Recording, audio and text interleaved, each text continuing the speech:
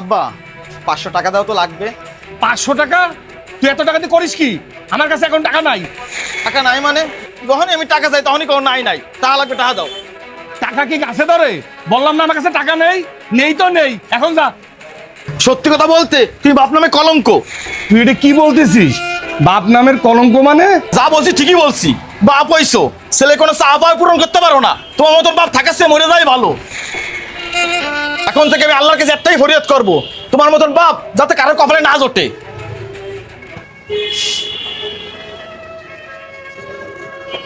কিরে এইখানে দাঁড়ায় আছিস?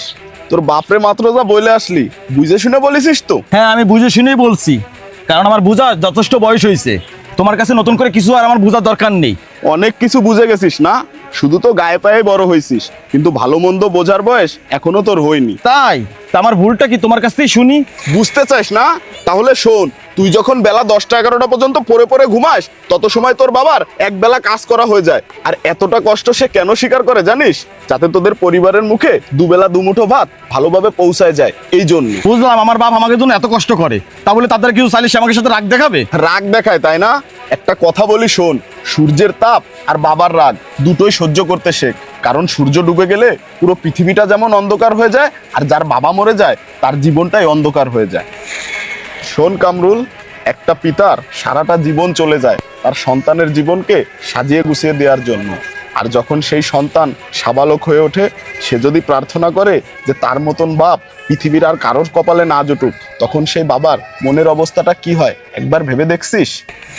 আর একটা কথা শোন, তোর বাবা যখন আজকে বলছে যে তার কাছে টাকা নেই, তার মানে সত্যিই তার কাছে টাকা নেই। কারণ আমি তোর থেকে তোর বাপকে একটু হলেও বেশি চিনি। সে কখনো ফালতু বিষয় নিয়ে মিথ্যা কথা বলে না। আর একটা কথা সবসময় মনে রাখবি, বাবার টাকা নয়, বাবা থাকাটাই বেশি জরুরি।